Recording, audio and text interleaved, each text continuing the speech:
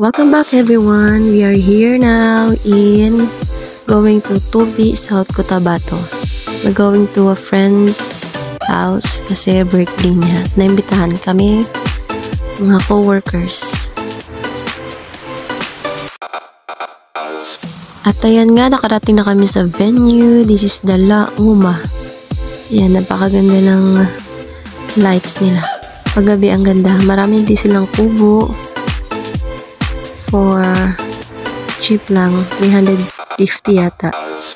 Not sure. Hindi kasi kami nagkubo. Yan, ito yung cottage namin. Yan, dyan sa baba may river yan na maliit lang. Yan, makaubo sila sa taas. Mahal yata yan, 1.3. Napaka-peaceful. Ito yung morning na napaka-foggy morning yan.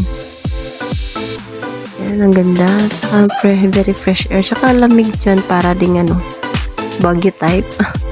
Basta napakalamig at napaka-foggy ng umaga niyan. Nantok pa si JR. Yan. Si Angel, yung birthday girl. Ang ganda.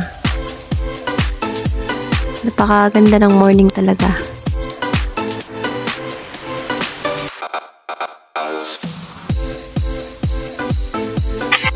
Kita nyo naman, no? Ayan, no? Ang fog sa likod. Yan, ay pauwi na kami. Naglalakad lang kami kasi exercise. Wala din kaming pamasahe. Lakad-lakad lang.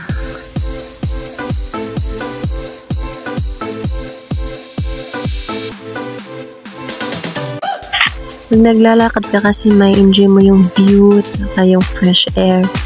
Marami kang makikita sa paligid.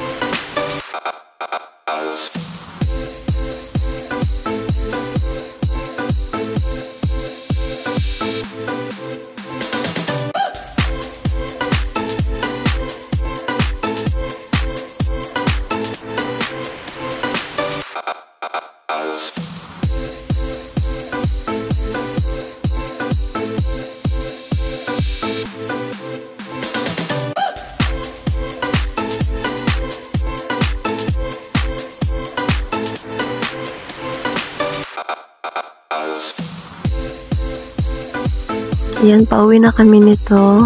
Punta na kami ng palengke. Masya to na ito pala yung palengke dito. Parang tindahan lang na maliliit. Saka na-amaze ako sa kanilang gasolinahan. Ang cute.